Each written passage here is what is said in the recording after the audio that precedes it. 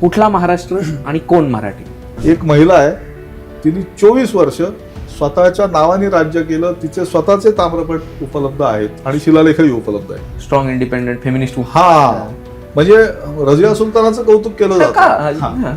रजिया सुलतानने 4 वर्ष राज्य केलं आणि ते सुद्धा पुरुष वेशात केलं जाईल असं म्हणतात. आणि त्याच्यानंतर लोकांचाच विरोध होता, संपवण्यातही आलं. पण हिला तसं काही झालं नाही. तिने व्यवस्थितपणे राज्य केलं. तर समजा एखाद्या माणसाला असं लिहायचं की रस्त्यात नाच तमाशे चालले होते, तर तो लिहितो रस्त्यात नाच तमाशे चालले होते, शचा स झाला आणि ते सगळं जोडून दिलं तर मग असं वाचता येईल की रस्त्यात नाचत मासे चालले होते असं वाचता येईल.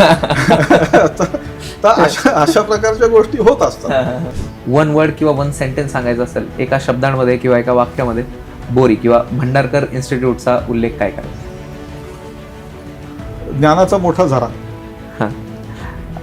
असाच उल्लेख चाणक्य मंडल बद्दल काय करा? चैतन्याचा मोठा झरा. या येणाऱ्या पिढी करून एक वाक्य असं बोललं जातं की each generation has to write its own history. या वाक्याबद्दल काय वाटतं आणि आजच्या पिढीकडून त्या वाक्याने तुमच्या काय अपेक्षा आहे?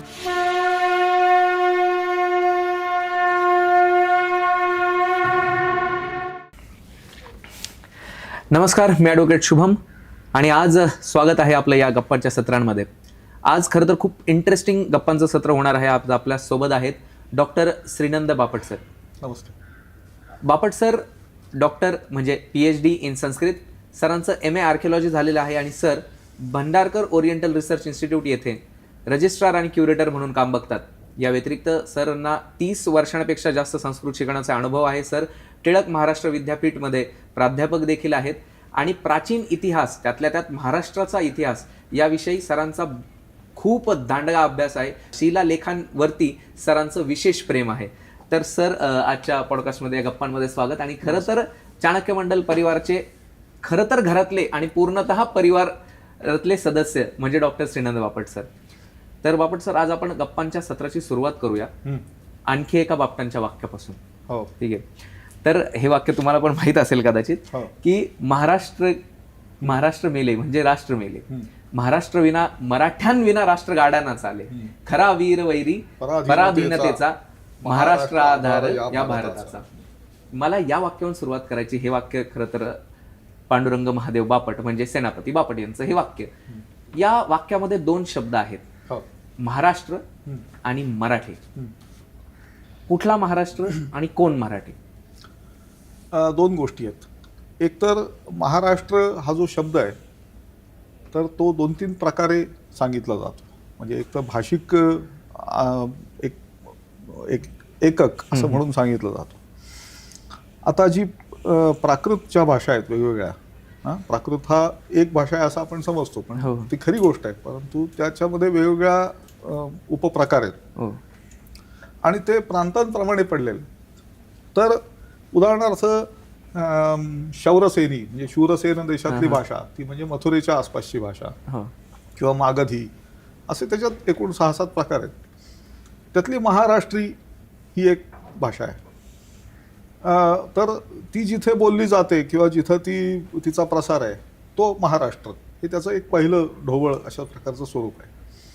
मग त्याचे जुने पुरावे आपल्याला काय उपलब्ध आहेत? 2 प्रकारचे पुरावे उपलब्ध आहेत. एक जे आहे ते म्हणजे हाल सातवाहनाची गाथा सप्तशती किंवा ज्याला गाहा सप्तसई असं म्हणतात प्राकृतमध्ये, तो ग्रंथ.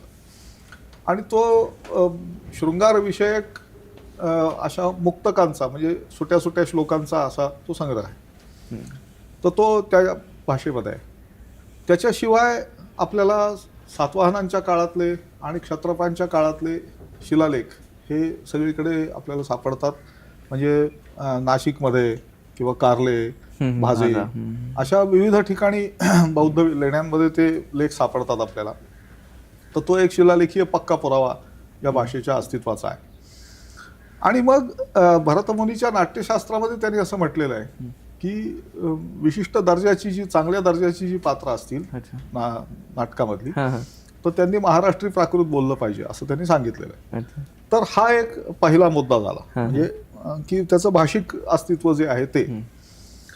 आता त्याच्याबद्दल आणखी एक थिअरी अशी, तुम्ही महाराष्ट्र आणि मराठा असा शब्द एकत्र केला तर अशी एक दुसरी थिअरी की रट्ट नावाची काही मंडळी होती आणि आहेत रट्ट याचे उल्लेख येतात. तर त्यातले मोठे म्हणजे महारट्ट, तर त्यांचा देश असा एक उल्लेख हा आपल्याला सापडतो. तोही पुन्हा प्रदेशवाचक आणि लोकवाचक असा उल्लेख आहे. त्यामुळे एका बाजूला हालसातवाहनाची गाथा सप्तशती हे सापडणारे विविध शिलालेख, त्याच्यानंतर भरतमुनीच्या नाट्यशास्त्रातला उल्लेख, महारट्ट हा लोकांच्या संदर्भातला उल्लेख, असं करत करत आता भरतमुनीने जे सांगितलंय तसं खरंच होत होतं का? म्हणजे खरोखरच महाराष्ट्री प्राकृतमध्ये काही पात्र बोलत होती का नाटकातली? तर आपल्याला असं दिसतं की हो, त्यातली जी उच्च दर्जाची पात्र जी प्राकृत बोलणारी आहेत ती महाराष्ट्री प्राकृत बोलत होती.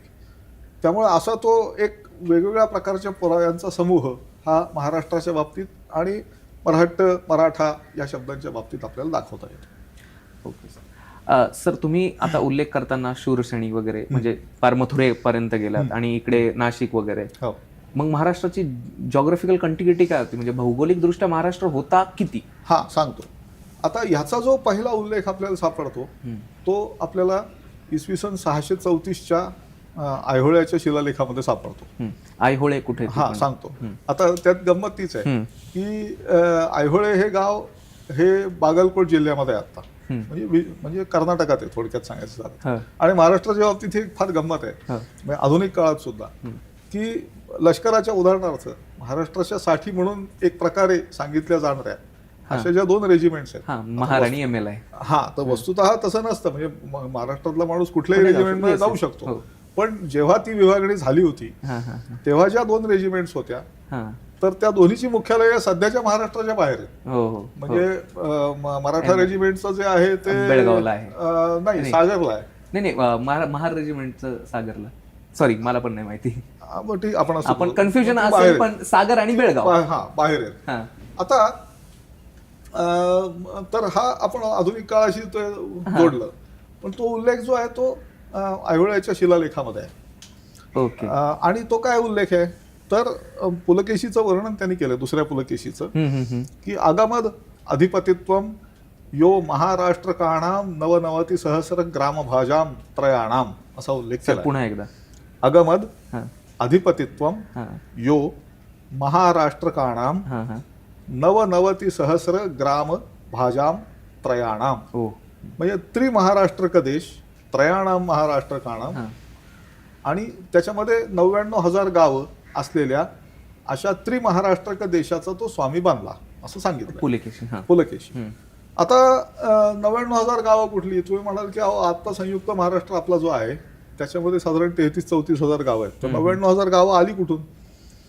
तर गाव याचा तिथे अर्थ रेव्हेन्यू युनिट असा आहे. तेव्हा गाव म्हणजे आत्ताचं ग्रामपंचायत असलेलं गाव असं असेल असं नाही, रेव्हेन्यू युनिट. तर 99,000 रेव्हेन्यू युनिट्स असणं हे शक्य आहे त्यावेळेला. इतर जर तशा प्रकारचे उल्लेख आकड्यांचे बघितले तर ते सहज शक्य आहे. तर आता हे त्रिमहाराष्ट्रक देश, मग त्रिमहाराष्ट्रक देश कुठला? तर एक म्हणजे आत्ता ज्याला आपण पश्चिम महाराष्ट्र म्हणतो तो, म्हणजे साधारणपणे नाशिक पासून ते दक्षिणेकडे म्हटलं तर धारवाड पर्यंत म्हणायला पाहिजे.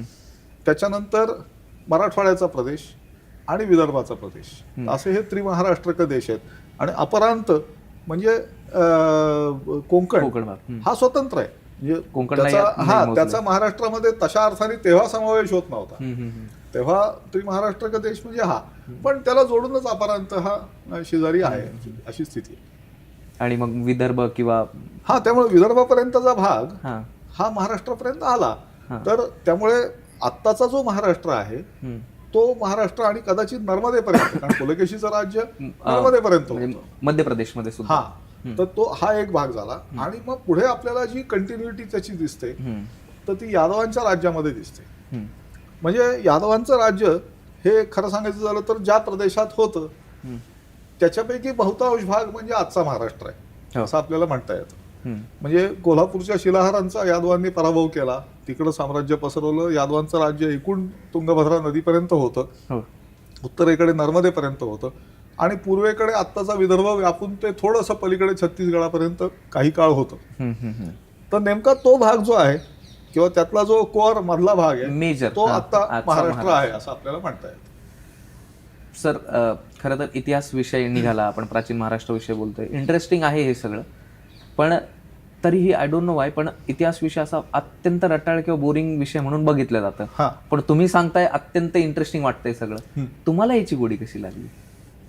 आता हे सांगणं थोडंसं अवघड आहे खरं. म्हणजे याचं उत्तर जरा निगेटिव्ह पद्धतीने देता येईल की मला दुसऱ्या कशाची गोडी लागली नाही, याचीच लागली असं म्हणता येईल. म्हणजे लोक असं विचारतात की तुम्ही इतिहासाकडे किंवा संस्कृतकडे कसे वळलात, तर मी असं सांगतो की बुवा मी वळलोच नाही, मी सरळ इकडेच आलो, फक्त बाकी काही झालंच नाही. त्यामुळे असं काही सांगता येणार नाही खरं म्हणजे. आणि दुसरं एक आहे मात्र, म्हणजे सांगायचंच ठरवलं तर, किंवा झालं असं की म्हणजे मला माझ्या प्राथमिक शाळेत तर चांगले शिक्षक हे मिळालेच इतिहासाच्यासाठी. माझ्या वडिलांनी मुख्य म्हणजे मला इतिहासाची आवड लागली. आणि तुम्हाला सांगायला आता आणखी एक महत्त्वाची गोष्ट म्हणजे धर्माधिकारी सरच मला 5वीत इतिहास शिकवायला होते नॉर्थप्रबोधिनीमध्ये. तर त्यांचा जो पहिला तास आहे तो मला अजून सुद्धा आठवतो आणि ते सगळं वर्ष मला पूर्णपणे आठवतं अजून. तर त्यामुळे म्हणजे मी असं नाही म्हणणार की मला गोडीच तेव्हा लागली, तसं नाही झालं. गोडी आधीपासून होती, पण त्याला पोषक अशा सगळ्या गोष्टी पुढे घडत गेल्या आणि मी सरळ इकडेच आलो, मी दुसरीकडे कुठे गेलोच नाही, असं झालं. खरं सर, काल माझ्यासोबत एक घटना घडली आणि त्यावरून आपण पुढच्या विषयाकडे जाऊ. माझ्याकडे एक फार जुनी अलिबागची एक केस आलेली, लँड रेव्हेन्यूचा मॅटर आहे. 1926ची ही केस 1996 पासून नंतर 62, 88 आणि 96ला बॉम्बे हायकोर्टला. या सगळ्या केसमध्ये एक महत्त्वाचं डॉक्युमेंट आहे. ते डॉक्युमेंट आहे 1926ची सेल डीड, ज्याला आपण खरेदी खत म्हणतो. हे खरेदी खत मोडी भाषेत आहे, मोडी लिपीत आहे. मोडी लिपीत आहे. मोडी लिपीत आहे. तर आता हे पण सांगा की मोडी भाषा काय, मोडी लिपी काय, आणि तिचं आत्ताचं परिस्थिती काय सांगतो. मोडी ही लिपीच आहे, ती भाषा नाही. भाषा ही मराठीच असते साधारणपणे मोडी कागदपत्रांची. आणि कुठली इनफॅक्ट जी भाषा आहे ती खरं म्हणजे कोणत्याही लिपीत लिहिता येते. जसं आपण आता लोक मोबाईलवरती टाईप करतात तेव्हा रोमन लिपीमध्ये टाईप करत असतात, पण मराठी मजकूर असतो. तसं आम्हाला इनफॅक्ट शाळेमध्ये एक उलटा प्रयोग पण होता. म्हणजे इयत्ता 5वी मी ज्याचा मागाशी उल्लेख केला, तर आमचं 5वीचं इंग्रजीचं जे पुस्तक होतं ते देवनागरी लिपीत होतं. इंग्रजीचं पुस्तक देवनागरी लिपी. त्यामुळे आय गो टू स्कूल असं आम्ही आय गो टू स्कूल असं लिहित असतो. आणि हे कशासाठी केला होता प्रयोग हा, तर स्पेलिंगच्या जंजाळातून विद्यार्थ्यांना बाजूला ठेवण्यासाठी असं केला होता. आणि माझ्या दृष्टीने तो यशस्वी होता प्रयोग. तर हा फरक आहे भाषा आणि लिपीतला, महत्वाचा आता मुद्दा सांगायचा. तर आता मोडी ही लिपी आहे आणि त्या लिपीमध्ये खरं म्हणजे कोणतीही भाषा लिहिता येईल, पण ती प्राधान्याने मराठीसाठी वापरली जाते. मोडी लिपीचा उगम कुठून झाला, तर काही मंडळी त्याचा श्रेय हे हेमाडपंताला देतात. म्हणजे ज्यांनी मंदिरांची निर्मिती केली वगैरे असं ज्याच्याबद्दल म्हटलं जातं तो हेमाडपंत म्हणजे हेमाद्री पंडित.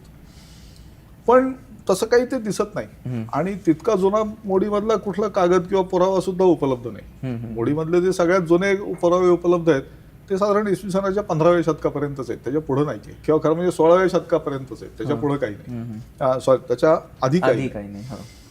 आता महाजनी नावाची गुजरातीची एक उपलिपी आहे. गुजरातीची उपलिपी, तर ती अशी जोडून जोडून लिहिली जाते. ती खास तिथले जे सावकार व्यापारी ज्यांना अत्यंत वेगात काहीतरी लिहून व्यवहार पूर्ण करायचे असतात त्यांच्यासाठी तयार झालेली लिपी आहे. तशीच मोडी इकडे झालेली आहे तयार. महाजनी जशी गुजराती लिपी आहे तशी मोडी ही मराठीला लिपी आहे. फक्त महाजनीचा वापर हा प्राधान्याने व्यापाऱ्यांपुरता राहिला. मोडीचं तसं झालं नाही. मोडीला अधिकृत मान्यता राज्याची लिपी म्हणून एक प्रकारे मिळाली. आणि मग आपल्याला शहाजी राजांच्या पासून ते अगदी ह्याच्यापर्यंत म्हणजे दुसऱ्या बाजीरावापर्यंत किंवा त्याच्याही पुढच्या काळातली सगळी पत्र ही खुद्द सरकारी पत्र म्हणून सापडतात. त्यानंतर आपल्याला असं दिसतं की प्रतापसिंह राजे जे होते छत्रपती शेवटचे साताऱ्याचे, तर त्यांचे जाहीरनामे किंवा त्याच्यानंतर सुद्धा इंग्रज सरकारचे जाहीरनामे हे मोडी लिपीमध्ये छापलेले आहेत असं आपल्याला दिसून येतं. त्यामुळे त्याला तशी अधिकृत मान्यता होती. आता लिपी निघाली मुळात कशी किंवा ते नाव कुठून आलं, मोडी हे नाव कुठून आलं, तर आता ह्याचं पण जरा गंमत वाटेल आपल्याला. वस्तुतः काय आहे की मोडी लिपीमध्ये सगळी अक्षर अशी जोडून जोडून जोडून लिहिली जातात एकाला एक. त्यामुळे प्रत्येक अक्षराचं स्वतःचं स्वतंत्र स्वरूप नष्ट होतं. म्हणजे त्याचं मूळचं जे स्वरूप आहे ते मोडून वेगळंच स्वरूप एकत्र एक प्रकारे वेगळं स्वरूप केलेलं आहे. आता त्यात आणखी एक मजा आहे, ती अशी आहे की मोडीमध्ये सर्व इकार जे आहेत ते दीर्घ असतात. हो. सगळे इकार सगळे दीर्घ हा. आणि सगळे उकार ऱ्हस्व असतात. हा. त्यामुळे आज आपण समजा सोलापूर किंवा नागपूर हा शब्द त्यातला पू जर कोणी ऱ्हस्व लिहिला मराठीमध्ये, आपण म्हणून याने अशुद्ध लिहिलंय. हो. पण मोडीमध्ये तो ऱ्हस्वच लिहिला जातो, तोच शुद्ध मानला जातो. असं आहे. पण याचाच अर्थ काय की त्याचं अक्षराचं मूळचं स्वरूप गेलं, त्यामुळे त्याला मोडी असं नाव पडलं. आता ह्या नावाची सुद्धा मुळात इन्स्पिरेशन कुठून आहे, हा. तर ती आपल्याला आश्चर्य वाटेल, तर ती फारसी मधून आहे. हा. म्हणजे असं आहे की फारसी किंवा उर्दूची एक उपलिपी आहे. हा, म्हणजे फारसी आणि उर्दूला मुख्य वापरल्या जाणाऱ्या लिप्या ज्या आहेत दोन, त्याच्यातली एक म्हणजे नस्ख आणि दुसरी नस्तलीक. नस्तलीक. तर नस्तलीक या शब्दाचाच अर्थ सुंदर अक्षर असा आहे. तर नस्तलीक. आता ती सगळी अक्षरं जोडून जोडून जोडून जोडून काढतात आणि त्या लिपीला म्हणतात शिकस्ता. शिकस्ता. हा. तर शिकस्त म्हणजे मोडणे. मोडणे. हो, तोडणे. हा. तर शिकस्ता. आणि याचं जर उदाहरण तुम्हाला द्यायचं झालं तर पाकिस्तानचे जे क्रिकेटचे खेळाडू असतात, तर त्यांच्या ते जे चिन्ह आहे, स्टार आहे, आणि त्याच्यामध्ये एक शब्द लिहिलेला असतो. तर तो सगळा असं जोडून जोडून लिहिलेला असतो, त्यात कुठेही मध्ये गॅप सोडलेली नाही. तर तो शब्द पाकिस्तान असा आहे. पाकिस्तान हा शब्द नुसता लिहिला म्हणजे नस्क किंवा नस्तालिक मध्ये, तर तो सुटा सुटा वेगळा दिसेल, पण तो याच्यात लिहिलेला आहे, त्यामुळे तो शिकस्तामध्ये दिसतो. तर शिकस्ता याचा अर्थ मोडलेली लिपी, त्याच्यावरून ह्या लिपीला नाव आलं मोडी लिपी, असं आपल्याला दिसतं. साधारण आज महाराष्ट्रामध्ये काय परिस्थिती आहे मोडी लिपीमध्ये? तुम्ही काही महत्त्वाचे डॉक्युमेंट सांगितले. आधुनिक गोष्टी सांगतो तुम्हाला. असं होतं की 1962 सालापर्यंत मोडी लिपीला राज्याची किंवा एकूण सरकारी कारभाराची अधिकृत लिपी म्हणून मान्यता होती. म्हणजे इंग्रज सरकारच्या काळात सुद्धा खरेदी खतं तुम्ही म्हणताय त्याप्रमाणे खरेदी खतं ही मोडीमध्ये लिहिली जात असत, किंवा अनेक प्रकारचा पत्रव्यवहार हा मोडीमध्ये होत असे. जरी मोडी ही छापण्यासाठी वापरली जात नसे नंतर, कारण खिळे लावून छापाई जी होती अवघड, त्याच्यामध्ये मोडीचे खिळे हे करणं आणि ते वापरत बसणं हे सोपं नव्हतं. हस्तलिखित. हा, पण हस्तलिखित सगळा व्यवहार हा मोडीमध्ये असायचा. संयुक्त महाराष्ट्र झाला 1960 साली. 1960च्या नंतर 2 वर्षांनी म्हणजे 1962 साली राज्य सरकारने मोडी लिपी ही अधिकृत व्यवहारातून हद्दपार केली आणि ती शिकवण्याचंही बंद केलं. नाही तर त्याच्यापूर्वी मोडी शाळेमध्ये प्रत्यक्ष शिकवलं जात असे. तर 1962 पासून ती लिपी अधिकृत वापरातून गेली. तरी सुद्धा मला असं दिसतं की जवळजवळ 1970-72 सालपर्यंत, पुढे एक 10 वर्ष, मोडी लिपीतले कागदपत्र ही तोपर्यंत लोकांना वाचता येत असल्यामुळे तयार होत होती आणि ती वापरली जात होती, अधिकृत मानली सुद्धा जात होती. पण त्याच्यानंतर जसजशी ती लिपी अधिकृतपणातून बाद होत गेली तसतसं आणि शिक्षणातून बाद होत गेली तसतसं ती लिपीचा प्रत्यक्ष वापर हा कमी झाला. मध्यंतरीची परिस्थिती अशी होती की मोडी वाचता येणारी माणसं फारच थोडी होती किंवा जवळजवळ नव्हतीच कोणी असं म्हटलं तरी चालेल. पण आता भारत इतिहास संशोधक मंडळासारख्या संस्था वेगवेगळ्या, त्याच्यानंतर खुद्द राज्य सरकारचा पुराविलेख विभाग यांच्या प्रयत्नांमधून आणि त्यांनी घेतलेल्या वर्गांमधून आणि सगळ्या बाकीच्या गोष्टींवरून आपल्याला असं लक्षात येईल की एक प्रकारे मोडी लिपीचं पुनरुज्जीवन झालेलं आहे वाचण्याच्या पातळीला. म्हणजे अजून ती व्यवहारात आलेली नाही, ती येईल की नाही आपल्याला माहित नाही. पण आज पुणे शहरामध्ये ज्यांना चांगलं व्यवस्थित मोडी वाचता येतं आणि समजतं अशा लोकांची संख्या साधारण 150च्या आसपास आहे. त्यामुळे आता ती लिपी एक्सटिंक्ट होण्याचा धोका हा एक प्रकारे संपलेला आहे असं म्हणू शकतो. पुणे तिथे काय होणे ते तर आहेच. हे मोडीच्या संदर्भातच निनाद बेडेकर ते आग्र्याला गेलेले असताना ते म्युझियम मध्ये वाचत होते मोडी लिपी आणि त्या क्युरेटरला ती लिपी माहित नव्हती असं. तर असे भरपूर जुन्या पिढीतले लोक आता तयार झालेले आहेत. सर, एक विचारायचं की तुम्ही सांगितले शब्द मोडले जातात, मोडी असं, कन्फ्युजन नाही क्रिएट होत का की एखाद्या वेळेस मला म्हणायचं काहीतरी वेगळं आहे होतं ना आणि लिहायचं काहीतरी वेगळं आहे आणि हा कन्फ्युजन असं काही होतं? नुसतं ते नाही सांगतो, म्हणजे हे तर होतच. म्हणजे आता स आहे समजा, तर ते स हे अक्षर हे श साठी पण वापरलं जातं कारण ते जोडायला सोपं आहे. शेवटी मोडीचा उद्दिष्ट काय फास्ट लिहिता येणं, तर त्यामुळे स हे अक्षर श साठी वापरलं जातं. तर आता समजा एखाद्या माणसाला असं लिहायचं की रस्त्यात नाच तमाशे चालले होते, हा हा हा तर तो लिहितो रस्त्यात नाच तमाशे चालले होते, शचा स झाला हा हा आणि ते सगळं जोडून दिलं तर मग असं वाचता येईल की रस्त्यात नाचत मासे चालले होते असं वाचता येईल. तर अशा प्रकारच्या गोष्टी होत असतात. किंवा आता के हे अक्षर आहे, हा के आणि लो हा हे सारखेच सारखेच. दिसतात, एक्झॅक्ट सारखे दिसतात ओके लिहिताना. तेव्हा तो शब्द केक लिहिलाय का लोक लिहिलाय, हा हा हा तर आपल्याला समजावून घ्यायला लागतं. अर्थात कसं असतं की कुठल्याही लिपीमध्ये किंवा भाषेमध्ये अशा काही ना काहीतरी गोष्टी असतात छोट्या छोट्या, त्या संदर्भाने समजावून घ्यायच्या असतात. आणि त्यामुळे मग नुसती लिपीच आली असं उपयोगाचं नाही, ती भाषा पण यायला पाहिजे. नुसती भाषा येऊन पण उपयोग नाही, त्या शब्दांचा वापर नेमका कोणत्या पद्धतीने होत असेल हा ते सुद्धा Context सुद्धा हा तेवढं समजायला महत्त्वाचं पाहिजे. मी आहे. आता तुम्हाला एक उदाहरण देतो याचं, हम्म, की तुम्हाला असं वर्णन सापडेल एखाद्या बकरीत वगैरे लिहिलेलं, हम्म, किंवा अमुक अमुक एक कोणीतरी सरदार आहे, हम्म, त्यांनी एखाद्या लढाईमध्ये खूप मोठा पराक्रम केला हा हा आणि त्याला राजांनी लुगडी दिली. हा का? आता लुगडी या शब्दाचाच मुळात अर्थ लोकांना इथून पुढे कळेल की नाही हे सांगता येत हा, हा. नाही. नाही, सध्याच्या तुम्हाला हा, माहिती हा. आहे, तर सध्याच्या मराठीमध्ये लुगडा या शब्दाचा अर्थ साडी साडी, असा होतो. साडी हा, जोडी वगैरे. साडी असा हा. होतो. हा, तर आता लुगडी दिली म्हणजे काय, असं कसं शक्य, म्हणजे तो एवढा पराक्रम करून पराक्रम लुगडी केला. दिली म्हणजे काय. हा. तर 17व्या शतकातल्या मराठीमध्ये हम्म. लुगडं या शब्दाचा अर्थ मानाचं वस्त्र असा होता, त्याचा अर्थ साडी असा असं नव्हता. नव्हता. हा, हा, हा. तर त्यामुळे लुगडी दिली म्हणजे मानाची वस्त्र दिली असं हा, तिथे हा. म्हणायचंय. हा अर्थ माहीत नसेल तर त्या वाक्याचा सगळा गोंधळ होणार मग त्याच्यामध्ये.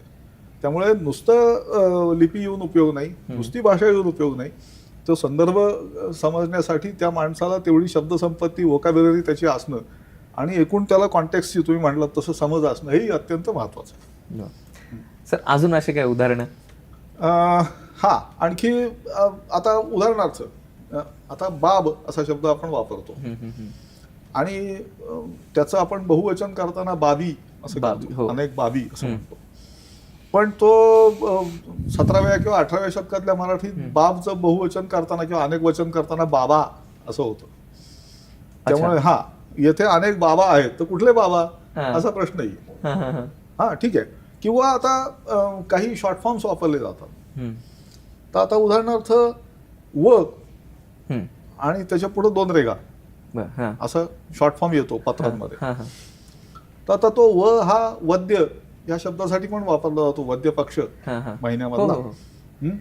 त्याच्यानंतर वजारद असा शब्द आहे. वजारद हे अर्थ म्हणजे वजारद याचा अर्थ सरदारकी. अच्छा, हा. हा, तर त्याच्यासाठी वापरला जातो. हा. आणि वलद, हम्म. वलद म्हणजे वडील, वडील. म्हणजे अमुक वालिद वरून माणूस- आलेला हा, शब्द, हा. हा, वालिद वरून. तर आता लिहिताना वच लिहिणार तिथे, हा. पण तो या वद्य वाचायचा का वजारद वलिद वाचायचा का वलद वलद वाचायचा वाचायचा, हा. हे समजणं आवश्यक आहे. किंवा प असं लिहिलं जातं, तर ते परगणे या शब्दासाठी आहे हे माहिती असायला पाहिजे. हम्म, हम्म, हम्म. असे गोष्टी माहिती असणं हे, त्यामुळे त्या काळची भाषा माहीत असणं हे अत्यंत आवश्यक आहे, नाहीतर कळणार नाही. आणि हे खरं म्हणजे आजही लागू आहे, मला सांगा तुम्ही. हो, हो. आता आपण जे मराठीत अनेक शब्द किंवा ह्या विशेषतः मोबाईल आणि कॉम्प्युटरच्या ह्याच्यामुळे हम्म. जे अनेक शब्द आज आपण मराठीत सर्रास वापरतो, हो. तर ते पूर्वी कुठे होते. म्हणजे उदाहरण स्क्रीनशॉट, हा. तुम्ही 50 वर्षापूर्वीच्या माणसाला विचारा स्क्रीनशॉट म्हणजे काय, त्याला काहीच कळणार नाही समजणार. काय. खरं आहे, हो. हा शब्द नवीन वापरात आलेला आहे. हम्म, हम्म. ठीक आहे, बरोबर आहे की नाही. तर असे अनेक शब्द आज आपण सहजपणे वापरतो. किंवा आपण म्हणतो प्लीज टेक्स्ट मी, हम्म. म्हणजे काय करायचं असा प्रश्न 10 वर्षापूर्वी पडला असता. टेक्स्ट मी म्हणजे काय, तर टेक्स्ट मी म्हणजे मेसेज कर असा त्याचा अर्थ आहे. तर असे शब्द भाषेमध्ये येत असतात कायम. त्याचा त्या वेळेचा अर्थ हा माहित असणं हे कुठल्याही काळात आवश्यक असतं. तसं ते बोलीच्या बाबतीत आहेच आवश्यक. प्रश्नच येत नाही. जेनझीची भाषा तर आणखीनच वेगळी आणखीनच वेगळी आहे. हो. वी एट इट, हो. ही इज माय मदर वगैरे असलं काहीतरी. ते माझ्या डोक्याच्या बाहेरच आहे, त्यामुळे मी त्याच्याबद्दल आता नाही बोलणार काय. सर मोडी लिपीबद्दल बोललो. हा. सर तुमचं दुसरं अत्यंत महत्वाचं काम ज्या क्षेत्रात आहे, तुम्ही विविध शिलालेखांवरती काम केलं. हो. तर आपण एकदम शब्दाची फोड आणि तिथूनच एकदम बेसिक पासून सुरुवात करू. काय असतो शिलालेख? हा, आता असं आहे की म्हणजे आपण सम्राट अशोकापासून सुरुवात करू. हो. कारण त्याचे शिलालेख हे म्हणजे मला भारतात खूप पसरलेले दिसतात. आणि ते पहिले शिलालेख आहेत. म्हणजे भारतातल्या कुठल्या राजाचे पहिले शिलालेख हे सगळ्यात पहिले आहेत, तर ते अशोकाचे. आता त्यांनीच एका लेखामध्ये असं म्हटलेलं आहे हा की इयम धम्मलिपी लेखा पिता किंती चिरम तिष्ठेय इति, असं त्याचं वाक्य आहे. अर्थ सांगतो ना हा. की धम्मलिपी म्हणजे धर्मलिपी म्हणजे हा जो लेख लिहिलेला आहे हा. तर ती मी लिहून घेतली, लेखा पिता म्हणजे लिहून घेतली, कोरवून घेतली. हा. का किंती चिरम तिष्ठेय, की ती चिरंतन टिकावी. हा दीर्घकाळपर्यंत टिकावी म्हणून मी कोरून घेतली आहे, असं खुद्द अशोकानेच सांगून ठेवलं. त्यामुळे त्या एका वाक्यातच त्या सगळ्याचा हेतू हा स्पष्ट होतो. काय आहे की त्यावेळेला पद्धत काय होती, म्हणजे अशोकाच्या काळात किंवा खरं म्हणजे इसवी सनाच्या जवळजवळ 12व्या शतकापर्यंत सुद्धा भारतामध्ये कागद नव्हता, कागद वापरात नव्हते. म्हणजे भारतात माझ्या माहितीप्रमाणे उपलब्ध असलेला सगळ्यात जुना जो कागद आहे तो साधारण इसवी सनाच्या 13व्या शतकातला कागद आहे. त्याच्या आधीचा कागद नाहीये. मग त्याच्या आधी काय करत होते, तर त्याच्या आधी ताडाच्या झाडाच्या पानांवरती ती पानं वाळवून विशिष्ट प्रक्रिया करून त्याच्यावर लिहित असत, म्हणजे कोरत असत. खरं म्हणजे दक्षिण भारतामध्ये ते कोरण्याची पद्धत होती, उत्तर भारतामध्ये ब्रशनी लिहिण्याची पद्धत होती. तर ताडपत्रांवर करत असत आणि त्याचे उल्लेख खूप सापडतात. म्हणजे अगदी कौटिल्याच्या अर्थशास्त्रात सापडतात, कालिदासाच्या ह्याच्यामध्ये सापडतात, म्हणजे उल्लेख सापडतात.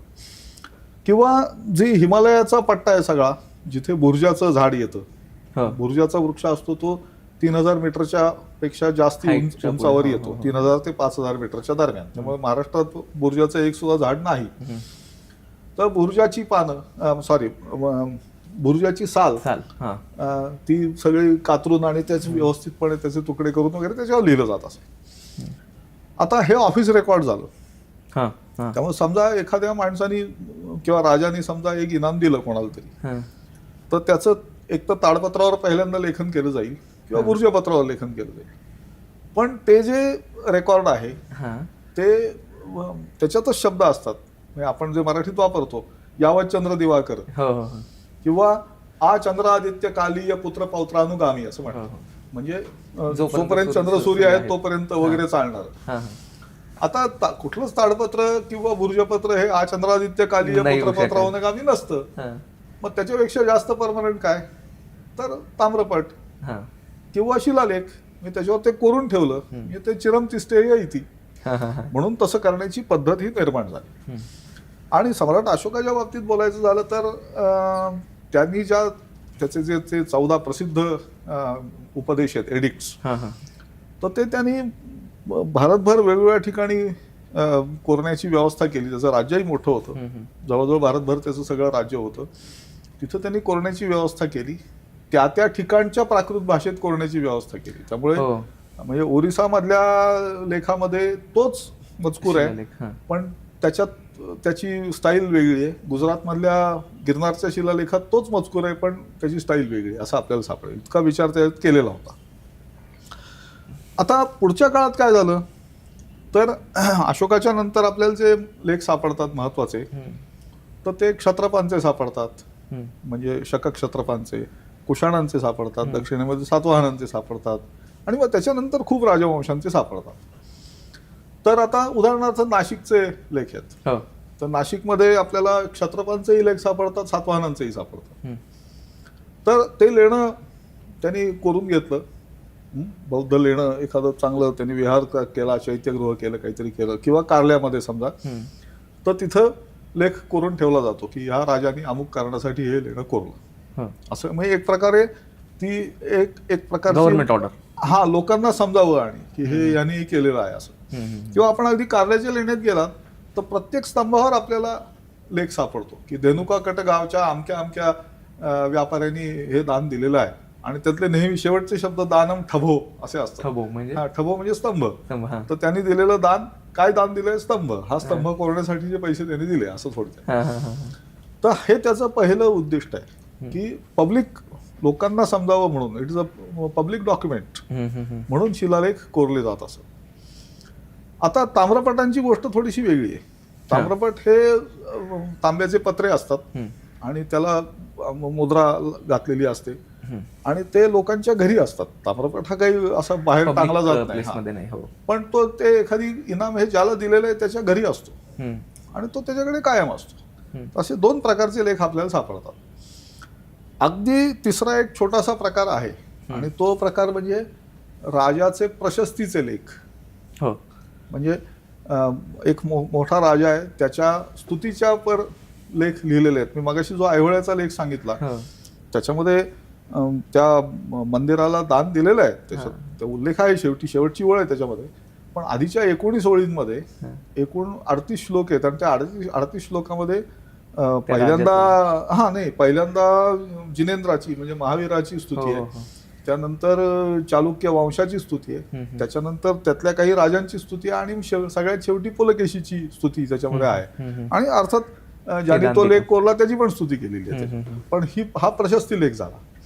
असे काही मोजके प्रशस्ती लेख आहेत, काही स्मृती लेख असतात किंवा काही लेबल इन्स्क्रिप्शन्स असतात. म्हणजे आता उदाहरणार्थ नाणेघाटच्या गुहेमध्ये ते जे सातवाहन राजे जे होते, ज्यांच्या काळात किंवा ज्यांनी त्या गुहा कोरून घेतल्या, तर त्यांचे तिथं पुतळे उभे केलेले होते. आणि त्याचे लेबल की हा खालचा पुतळा आहे तो कोणाचा आहे त्याचं लेबल इन्स्क्रिप्शन वर आहे. अशी 6 इन्स्क्रिप्शन्स तिथे आहेत. म्हणजे ती 19व्या शतकापर्यंत अस्तित्वात होती, ती प्रत्यक्षात वाचली गेलेली आहेत. आता त्याची झीज झाली, आता ती दिसत नाही. परंतु असे तरतरेचे लेख असतात. त्याचा मुख्य जो हेतू आहे तो ती गोष्ट लोकांना समजावी, हा एक हेतू आहे. आणि ज्याला इनाम दिलं आहे त्याच्याकडे कायमस्वरूपी परमनंट आचंद्रादित्य काली अशा प्रकारचं रेकॉर्ड राहावं, असं त्याचा हेतू आहे. तुमचा म्हणजे तुम्ही ज्यामध्ये रिसर्च केलेले आहेत, तुम्हाला आवडता किंवा आपण म्हणतो ना भावलेला आपला असा शिलालेख ज्यावरती तुम्ही फार काम केलेलं आहे? अरे असे अनेक आहेत. पण मग तसं म्हणायचं झालं तर मग ऐहोळ्याचा लेखच मी सांगेन खरं म्हणजे. म्हणजे काय झालं की योगायोगाने त्या पुलकेशीचाच एक आणखी ताम्रपट हा आम्हाला काही वर्षांपूर्वी सापडला. कोणाच्या घरी? तो मुंबईला एक रघुवीर पै नावाचे खरंच घरात होता. हो, मग नाही ते तो त्यांना इनाम मिळालेलं नव्हतं किंवा त्यांच्या पूर्वजांना मिळालेलं नाहीये. ते एक अँटिक्विटीचे कलेक्टर आहेत, तर त्यांनी तो मिळवलेला होता. तर तो त्यांच्याकडे होता. त्यांना माहित होतं की तो काय आहे किंवा त्याची व्हॅल्यू काय आहे? व्हॅल्यू काय आहे ते त्यांना माहिती होतं, किंवा तो खूप जुना आहे, तो चालुक्य घराण्यातला आहे, एवढं त्यांना माहिती होतं. पण नक्की काय त्याचं महत्व एक्झॅक्टली ते त्यांना माहिती नव्हतं. तो आम्ही वाचला.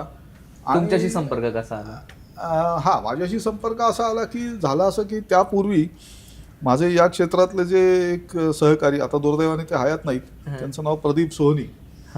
तर प्रदीप सोहनींनी आणि मी असे मिळून भांडारकर इन्स्टिट्यूटमध्ये 3 ताम्रपटांच्या वरती एक व्याख्यान दिलेलं होतं. आणि त्या व्याख्यानाची बातमी आम्ही फेसबुकवर टाकली. त्याला रघुवीर पैंचा रिस्पॉन्स आला की माझ्याकडे कीर्ती वर्मा या राजाचा ताम्रपट आहे असं म्हणून त्यांनी लिहिलं होतं. तर मी म्हणलं की बाबा मला तो बघायचा आहे, तो प्रसिद्ध झालेला असेल नाही तर नसेल, मला बघायचा आहे. ते म्हणलं या बघायला. आम्ही गेलो तर असं होतं की प्रदीप सोहनी आणि रघुवीर पै हे मित्रच होते एकमेकांचे. त्यामुळे पैंनी तो मला वाचायला दिला. मी घरी घेऊन आलो इथं पुण्यामध्ये, वाचला आणि त्यांना परत दिला. त्या ताम्रपटामध्ये एक विशेषण आहे त्या पुलकेशीला लावलेलं. ते विशेषण आहे की समर संघट्टोर मी संसक्त श्री हर्षवर्धन पराजयोपलब्ध परमेश्वर नामधेया. तर समर संघट्ट ऊर्मी म्हणजे काय म्हणतात, युद्धामध्ये एकमेकांवर जी आदळणारी सैन्य असतात त्याच्यामुळे उठणाऱ्या लाटा, समर संघट्ट ऊर्मी, याच्यावरती ज्याचं प्रेम आहे संसक्त, श्री हर्षवर्धन म्हणजे रणांगणामध्ये उठणाऱ्या लाटांवर ज्याचं प्रेम आहे, अशा हर्षवर्धनाचा पराभव केल्यामुळे ज्याला परमेश्वर असं नाव प्राप्त झालेलं आहे, बिरुद प्राप्त झालेला आहे, असा पुलकेशी असं वर्णन केलं. आता हे विशेषण पुलकेशीच्या त्याच्या आधीच्या कुठल्याच खऱ्या ताम्रपटामध्ये किंवा शिलालेखात येत नाही. तर त्याचाच अर्थ असा की त्याचा आधीचा जो ताम्रपट आहे तर तो आणि हा ताम्रपट याच्या मधल्या काळात हर्षवर्धन आणि पुलकेशी यांचा संघर्ष झालेला असावा. आणि मग त्यामुळे आम्ही ती ब्रॅकेट फिक्स केली. नाही तर तोपर्यंत माहिती नव्हतं. तोपर्यंत इसवी 610 ते इसवी 634 एवढ्या 24 वर्षात ती लढाई केव्हा तरी झाली असेल असं मानलं जात होतं. कारण 624च्या ऐहोळ्याच्या शिलालेखात त्या लढाईचा उल्लेख आहे. आणि 610ला पुलकेशी गादीवर आला. त्यामुळे या ब्रॅकेटमध्ये ते केव्हा तरी झालेलं असलं पाहिजे. पण हा जो ताम्रपट आम्हाला मिळाला तो 619च्या एप्रिल मधला ताम्रपट आहे. हो, म्हणजे तो गॅप कमी झाला. हा, आणि त्याच्या आधीचा जो ऑक्टोबर 618चा जो ताम्रपट आहे, तो जो पुलकेशीचा भावाचा आहे, त्याचा उल्लेख नाहीये त्याच्यात, ह्या लढाईचा उल्लेख नाही. त्याचा अर्थ 618-19च्या हिवाळ्यामध्ये ती लढाई झालेली असली पाहिजे हर्षवर्धन आणि पुलकेशीची, असं आम्ही निश्चित करू शकलो. पण मुळात हे आम्ही कशावरून निश्चित करू शकलो, तर ऐहोळे प्रशस्तीवरून निश्चित करू शकलो. आणि ऐहोळे प्रशस्तीचं वैशिष्ट्य असे, तुम्ही पहा, फार गमतीदार लेख आहे तो, फार विलक्षण आहे.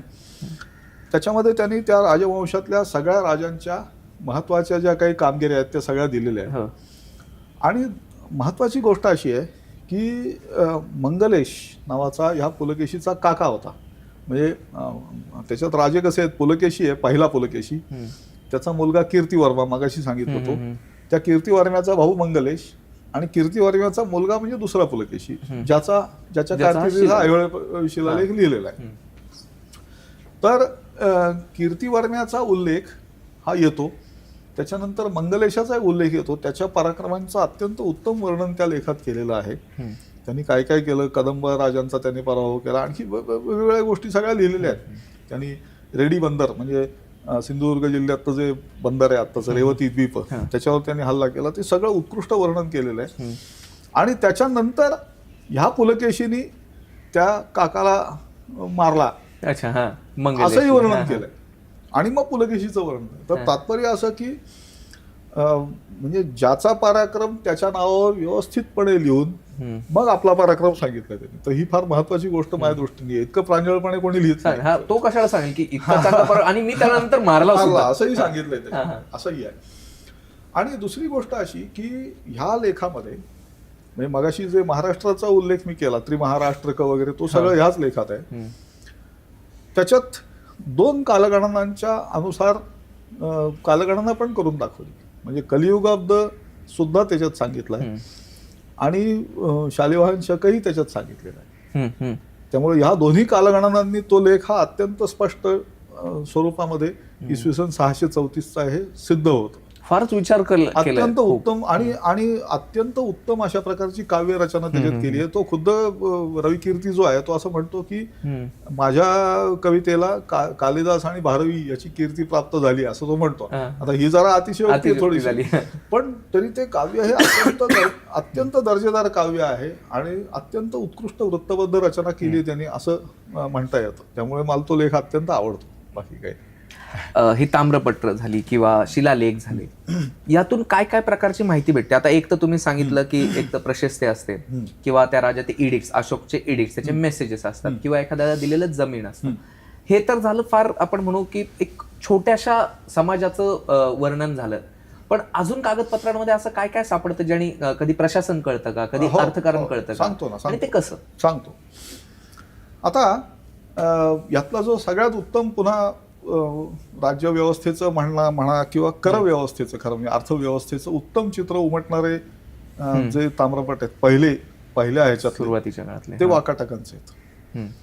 आणि वाकाटकांच्या ह्याच्यामध्ये ते नुसतं असं सांगत नाहीत की बाबा हे अमुक गाव आहे त्याचा महसूल इनाम दिला, असं नाही सांगत. तसं सांगणारे इतर काही राजवंश आहेत की हे गाव दिलं, एवढंच सांगतात, बाकी काहीच सांगत नाही. वाकाटक ताम्रपटांमध्ये कोणकोणत्या प्रकारचा महसूल जो राज्याला मिळायला पाहिजे तो ह्या इनामदार, म्हणजे जो ज्याला दिलेला आहे त्याला द्यायचा आहे, हे याची यादी दिलेली असते. अच्छा. आणि म्हणजे आता उदाहरणार्थ मी त्यातले काही मला जी अगदी आठवत आहेत ती विशेषणं सांगतो, बहुतेक सगळे आठवतील. तर अपारंपर गो बलिवर्द असं म्हटलेलं आहे. म्हणजे वस्तुतः राजाला गावातून गायी आणि गुरं, म्हणजे गायी आणि बैल हे टॅक्स म्हणून घेण्याचा अधिकार होता. नुसतं धान्य घेण्याचा किंवा पैसे घेण्याचा अधिकार होता असं नाही. अपारंपर गो बलिवर्द. तर म्हणजे समजा एखाद्या माणसाचं 100 गुरांचं खिल्लार आहे, तर त्यात 2 गुरं ही टॅक्स म्हणून द्यायची, असं काहीतरी टॅक्स असला पाहिजे जो त्यांनी माफ केलाय तिथे. अपारंपर गो बलिवर्द. वर्द म्हणजे हा नाही, बलिवर्द म्हणजे बैल. त्यातलं आहे ना, मुळे हा नाही टॅक्स. म्हणजे पारंपरा गो बलिवर्द हा जो टॅक्स आहे तो नाही. चारा असं ना, चर्मांगार असं म्हणलं, चारा. हा म्हणजे पण राजाला तो घ्यायचा अधिकार होता. चारा त्याच्यानंतर राजाचे अधिकारी समजा गावात आले मुक्कामाला, तर त्यांना मुक्काम गावाने फुकट त्याची सोय केली पाहिजे. अच्छा. आसनं, हां. त्याच्यानंतर चामडं त्यांना दिलं पाहिजे, चर्म, हां. आणि अंगार म्हणजे कोळसा, म्हणजे लाकडी कोळसा, अच्छा. दगडी कोळसा नाही अर्थातच. तर त्यामुळे राजाच्या गुरांना चारा दिला पाहिजे, त्याच्या अधिकाऱ्यांना मुक्कामाची जागा दिली पाहिजे, आणि चामडं दिलं पाहिजे, चामडं दिलं पाहिजे, आणि कोळसा दिला पाहिजे. हां. तर हे सगळे कोळसा म्हणजे अचानक केवढं कोळसाला महत्व? हे हो, असं काय थंडीसाठी? करतात? नाही, थंडी काय, स्वयंपाक. अच्छा. हा हा हा. दुसरं काय करणार? तर हे दिलं पाहिजे हां. असं बंधन होतं, हां. पण त्यातून ह्याला मुक्ती दिली आहे. हां. अचारासन चर्मांगार, हां. अपुष्प क्षीर संदोह, म्हणजे गावातून फुलं टॅक्स म्हणून घेण्याचा अधिकार होता, हां. दूध घेण्याचा अधिकार होता, तोही माफ केला. अपुष्प क्षीर संदोह. हम्म. त्याच्यानंतर आता आपण आज हे शब्द वापरतो की हा मुख्य कर आहे, मग त्याच्यावर हा अमुक उपकर आहे, हा, किंवा सरचार्ज. सरचार्ज आहे, सेस आहे, असे शब्द आपण वापरतो ना. तर तसा त्याच्यात शब्द येतो की सक्लुप्त, उपक्लुप्त. हां. आता क्लुप्त या शब्दाचा अर्थ कापलेला, हां. म्हणजे आज ज्याला TDS म्हणतात ते थोडक्यात. अच्छा, की अच्छा. एखाद्याने दुसऱ्याला पैसे दिले तर आधी टॅक्स कापून घ्यायचा आणि तो सरकारला द्यायचा. हां, हां, हां. क्लुप्त क्लुप्त म्हणजे कापून घेतलेला. हां. सक्लुप्त, उपक्लुप्त, म्हणजे उपक्लुप्त म्हणजे सरचार्ज त्याच्यावरचा. हम्म. TDS कापला त्याच्यावरचा सरचार्ज जो असेल तो या सगळ्यातून सूट दिलेली आहे, असं त्याच्यात म्हटलेलं आहे. हां, हां, हां, हां. आता असे आपल्याला एक यादीची यादी येते त्यांची, तर त्याच्यावरून लक्षात येतं की एवढ्या प्रकारचे टॅक्सेस हे राजा गोळा करत असे. नुसतं धान्यावरचा 1/6 जो कर आहे, हां, हां, इन्कम टॅक्स आहे, तो फक्त गोळा करत होते असं नाहीये. हे एवढ्या प्रकारचे टॅक्सेस त्यांना घेण्याचा अधिकार होता, ते घेत होते, आणि ते माफ केलेले आहेत ह्या इनामदाराच्या साठी, असं थोडक्यात त्याचा अर्थ आहे. किंवा आता ही गोष्ट जशी समजते तसं एक आणखी फार विलक्षण गोष्ट आपल्याला विशेषतः महाराष्ट्र आणि कर्नाटक हम्म. यातल्या काही शिलालेखांमधून समजते. म्हणजे तुम्ही जर पंढरपूरचा शिलालेख बघितला, पंढरपूरला अनेक महत्वाचे शिलालेख आहेत. हम्म, हम्म. त्याच्यापैकी एक जो लेख आहे त्याला 84चा लेख असं म्हणतात. 84चा लेख. हां. हम्म. आणि त्या नावाने तो प्रसिद्ध, तो देवळात आहे. हम्म. मोठा शिला आहे, 7 कॉलम्स आहेत त्याच्यामध्ये. हम्म. तर या लेखाला 84चा लेख का म्हणतात, हां. तर तो शक 1195चा आहे, हां. म्हणजे इसवी सन 1273चा आहे. हां. म्हणजे ज्ञानेश्वर महाराजांच्या थोडीशी वर्ष आधीचा आहे तो. हां. हा, त्याची सुरुवात शक 1195 होते आणि शेवट 1199 मध्ये होतो. हम्म. शक म्हणजे इसवी सन 1273 ते 1277 या काळातला तो लेख आहे. हो. याच्या आधीचा जो शिलालेख आहे ज्याच्यात असं सांगितलंय की विठ्ठलाचा देऊळ बांधलं, स्थापलं. हां, हा, सांगितलं. तर श्री विठ्ठलाचा लहान मडू बांधिला असं त्यात म्हणलं. लहान मडू म्हणजे मठ मठ, थोडक्यात. म्हणजे एक छोटंसं देऊळ बांधलं. हां. तो शक 1111चा लेख आहे. हम्म. तर शक 1111 पासून शक 1195 पर्यंत हां. 84 वर्ष झाली, हो. म्हणून त्याला 84चा लेख असं म्हणत असले पाहिजे. हो. पुढे असं झालं की त्याची प्रसिद्धी अशी उगाचच झाली की 84 लक्ष योनीतून सुटका होते वगैरे वगैरे, आणि त्यामुळे मग लोकांनी त्याला पाठ घासणे, हात लावणे, असं सगळ्या गोष्टी चालू केल्या. 84 लक्ष योनीतून मुक्तता व्हावी म्हणून. हां, हां, हां. आणि तो लेखाची खूप झीज झाली. आता त्याच्यावर जाळी बसवलेली आहे आणि तो वाचला गेलेला आहे पूर्ण, त्यात काही प्रश्न नाही. मुद्दा असा आहे की ह्या लेखामध्ये त्या 7 रकान्यांमध्ये हां. तिथे त्या देवळासाठी आलेली वेगवेगळी दानं सांगितलेली आहेत, हां. आणि ती गद्याण या नाण्याच्या स्वरूपात आहेत. म्हणजे अगदी लहान सुद्धा आहेत, किरकोळ आहेत म्हटलं तर, की 3 गद्याण दिले, 5 गद्याण दिले, अशी सुद्धा दानं त्याच्यामध्ये दिलेली आहेत. आणि मग त्याच्यात समाजाच्या सर्व स्तरामधली माणसं आपल्याला दिसतात. म्हणजे कोणीतरी एक शेतकरी आहे, कोणीतरी एक श्रेष्ठी आहे, कोणीतरी अगदी गणिका सुद्धा त्याच्यामध्ये आहे. हो. हां. म्हणजे काय म्हणतात की अगदी म्हणजे ज्याला शब्द तो वापरायचाच तर उपस्त्री हां, हां. अशा असलेल्या स्त्रियांचा सुद्धा त्याच्यात उल्लेख आहे. हां. नुसतं तेवढं नाही, म्हणजे विठनायकाची नायकी असं म्हटलेलं आहे थोडक्यात. वाक्य शब्दच सांगतो तुम्हाला. हां, हां, हां. किंवा त्याच्यामध्ये राज्यातले वेगवेगळ्या भागातले लोक आहेत. कोकणातली माणसं त्याच्यामध्ये आहेत, सातारा भागातली माणसं त्याच्यामध्ये, विदर्भातले लोक त्याच्यामध्ये आहेत, मराठवाड्यातले लोक आहेत, कर्नाटकातली माणसं त्याच्यामध्ये दिसतात आपल्याला, आणि त्यांची गावं सांगितलेली आहेत तिथे. एवढ्या गावाहून तिथं दान आलेलं होतं असं सांगितलं. याच्याही पेक्षा जास्ती आश्चर्याची गोष्ट म्हणजे ते सगळं व्यवस्थित चाललेलं आहे हे दिसतंय. आणि त्यावेळेचा जो यादव राजा आहे तो म्हणजे रामचंद्र देवराय यादव, तर तो रामदेवराय यादव हा तिथे आलेला होता आणि त्यांनी दान दिलेलं आहे. त्याच्या आधी हेमाद्री पंडित म्हणजे मगाशी जो आपण हेमाडपंत म्हणतो त्यांनी दान दिलेलं आहे. पण ही दोन्ही दानं ती क्रमाने जिथं आली तिथं लिहिलेली आहेत. म्हणजे राजाचं दान आलं म्हणून टॉपला लिहिलं किंवा वेगळा कॉलम चालू केला, नो. ते दुसऱ्या कॉलम मध्ये ही दोन्ही दानं येतात. आणि आणि मग त्याच्यात त्याचं लिहिलंय की प्रौढ प्रताप चक्रवर्ती यादव नारायण रामचंद्र वगैरे ते सगळं लिहिलेलं आहे. त्याची विशेषण सगळी दिलेलं दान सांगितलेलं आहे. पण हायरार्की ते जिथं ज्या क्रमाने आलं, क्रोनॉलॉजिकल ऑर्डर नाही, राजा आहे म्हणून वर दान लिहिलं असं नाही, आलं तिथं लिहिलंय असं आपल्याला दिसतं. तर हा एक अत्यंत महत्वाचा लेख आहे. त्याच्यात जवळजवळ 250 लोकांची नाव आहेत त्यावेळेस. म्हणजे हे एक प्रकारचं क्राऊड फंडिंग आहे. थोडक्यात सांगायचं, आज ज्याला क्राऊड फंडिंग आपण म्हणतो ते आहे. किंवा अशा प्रकारची उदाहरणं आपल्याला याच्यामध्ये बीड जिल्ह्यामध्ये धारूर हे ठिकाण आहे, तिथे आपल्याला तशा प्रकारचं बीड जिल्ह्यामध्ये धर्मपुरी हे ठिकाण आहे, त्या ठिकाणी आपल्याला तसं उदाहरण सापडतं. त्याच्यानंतर लातूरचं पापविनाशन मंदिर आहे, तर त्या ठिकाणी आपल्याला तसं उदाहरण सापडतं. तो लेखही आम्हाला वाचता आला ऍक्च्युली. सगळे क्राऊड फंडिंगचे उदाहरण. आणि त्याच्यात तर अशी गंमत आहे की असं सांगितलंय की आता शंकराचं देऊळ आहे, तर सोमवारी महत्वाची पूजा होणार, त्यामुळे रविवारी अमुक गोष्टी तिथं एकत्र कराव्यात. मग त्या अमक्या व्यापाऱ्यांनी अमुक द्यावं, यांनी 2 सुपाऱ्या द्याव्यात, त्यांनी वेड्याची पानं द्यावी, हे असं सगळं सांगितलेलं आहे प्रत्येक वेळेला. आणि आणखी मजा केली की शेवटी शापाशीर्वाद पर वचनं असतात की हे जो करणार नाही त्याला पाप लागेल वगैरे अशी वचनं असतात. तर ती नुसतं तेवढ्यावरती थांबलेली नाहीत. त्यांना माहिती आहे की एवढं सांगून लोक घाबरणार नाहीत ऍक्च्युली. तर त्याने असं सांगितलंय की जर हे केलं नाही, आता हे आयुष्यात जे आपण ठरवून दिलंय, हे जर केलं नाही तर त्या माणसावर देवाचा कोप तर होईलच, परंतु त्यांनी पुढच्या खेपेला त्याच्यापेक्षा दुप्पट दिलं पाहिजे असं त्याच्यावर बंधन घालून ठेवलंय. तर इतके व्यवहारी अशी ती मंडळी आहेत असं आपल्याला दिसून येतं. तर हे असे विशिष्ट विलक्षण अशा प्रकारचे विशिष्ट लेख हे आपल्याला सापडतात. तर त्यामुळे तो एक वेगळंच क्षेत्र एक प्रकारे आपल्याकडे खुलं होतं असं म्हणता येईल आपल्याला. एक माझा एक पर्सनल प्रश्न आहे. काही ठिकाणी ना एक शिलालेख म्हणा किंवा असं चित्र सापडतं बऱ्याच ठिकाणी, गधेगळ. तर हा म्हणजे प्रकार काय आहे, थोडं एक्सप्लेन पण करा आणि खरं तर अर्थ काय आहे सांगतो. तो काय असतं की परत ते शापाशीर्वाद वचनांपैकी मला त्यावरूनच वचनांपैकीच ते आहे. आणि ते जरा म्हणजे आहे चमत्कारिक, पण मी आता सांगतो, तुम्ही प्रश्नच विचारलाय. तर गाढव हा जो प्राणी आहे तो एकतर अशुभ अशुद्धही समजला जातो, आणि तो फार काय म्हणतात लैंगिक दृष्ट्या फार काय चपळ असा किंवा अत्यंत आक्रमक असा प्राणी असंही मानलं जातं. त्यातली झोलॉजिकल वस्तुस्थिती काय आहे ती मला माहित नाही, पण असं मानण्याची पद्धत आहे.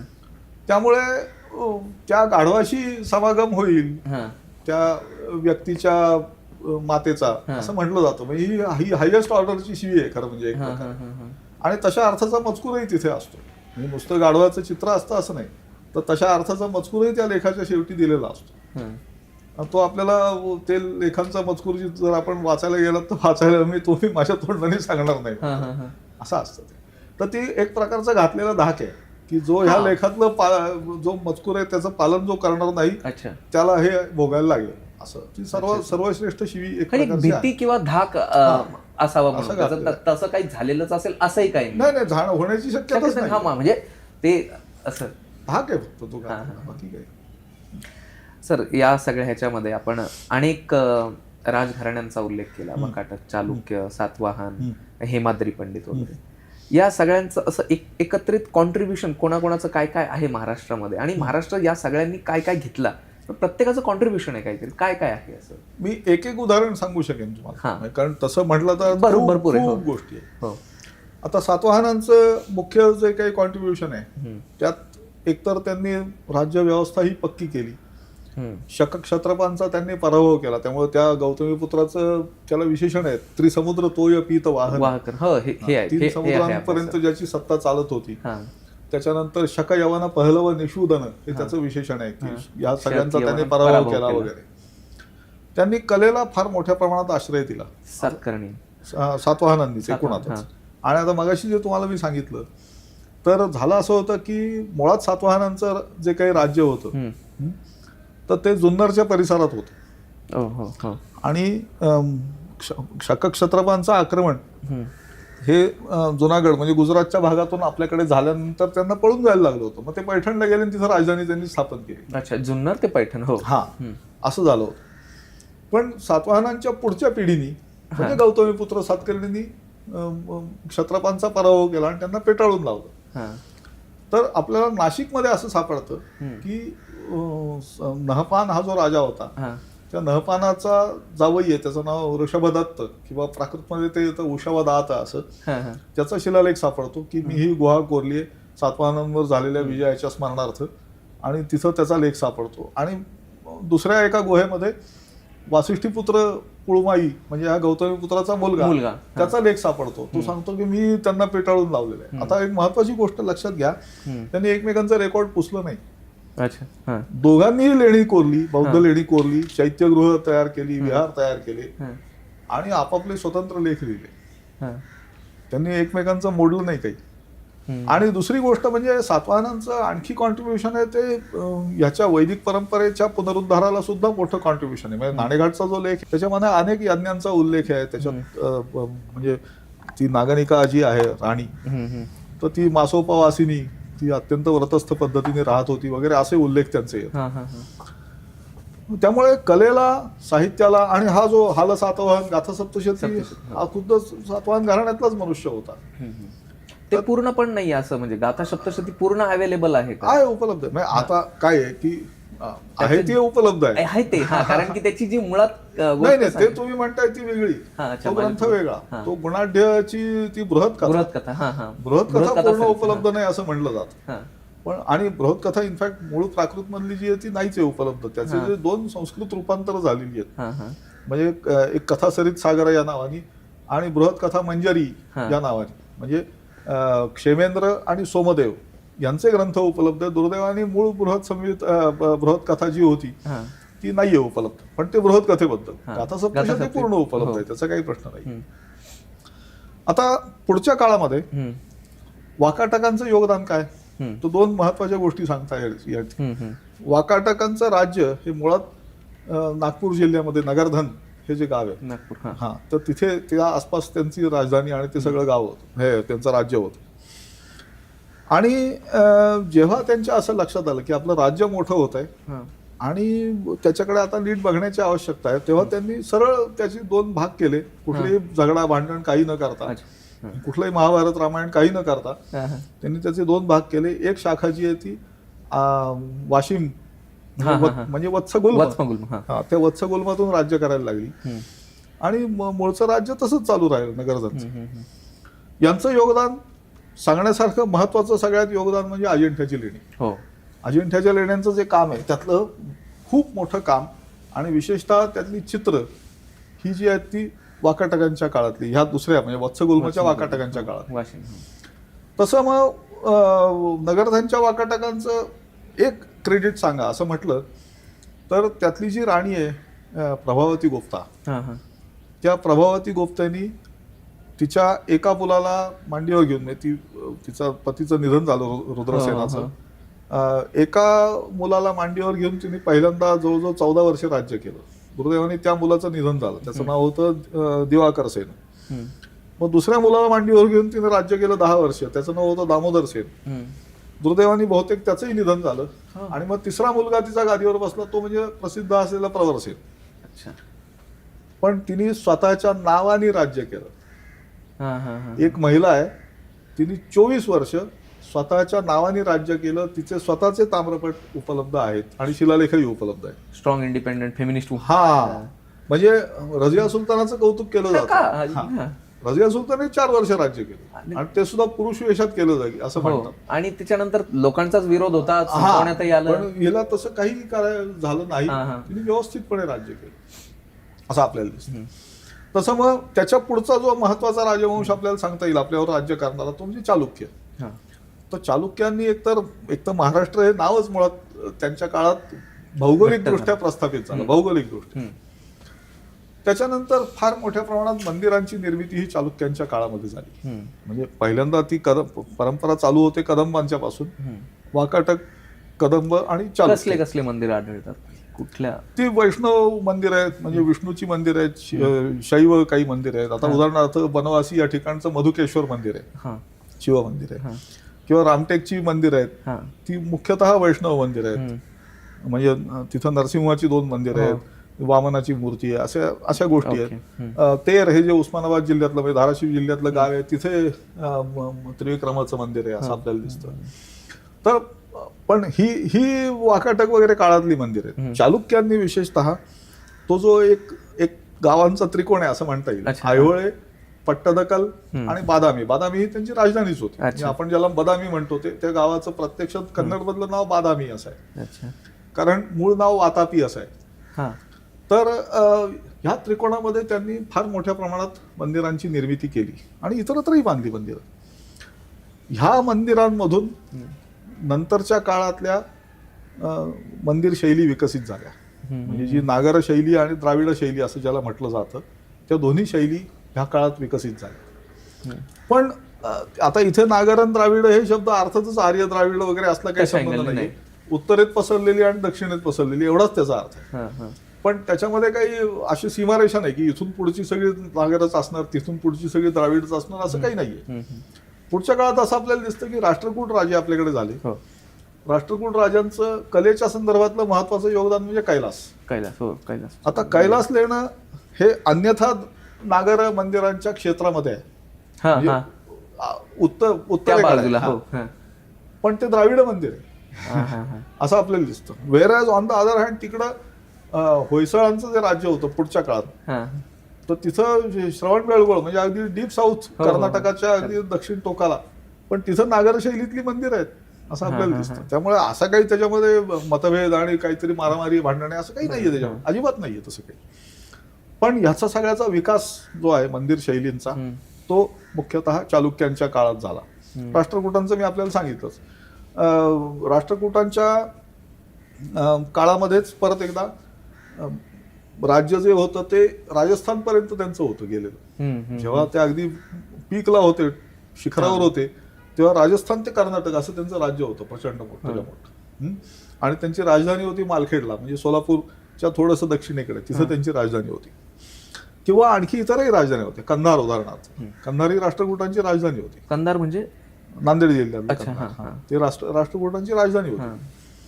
मग त्याच्यानंतर आपल्याला असं दिसतं की कल्याणी हे जे ठिकाण आहे, जे बिदर जिल्ह्यात आहे, म्हणजे आत्ताचं बसव कल्याण, त्या बसव कल्याणचे चालुक्य, त्याच्यानंतर इकडे कोल्हापूरचे शिलाहार, ठाण्याचे शिलाहार किंवा खारेपाटणचे शिलाहार होते ते, यादव, असे वेगवेगळे राजवंश हे आपल्याकडे आले आणि त्या प्रत्येकाने काही ना काहीतरी योगदान हे आपल्या सगळ्या गोष्टींसाठी दिलेलं आहे असं आपल्याला दिसतं.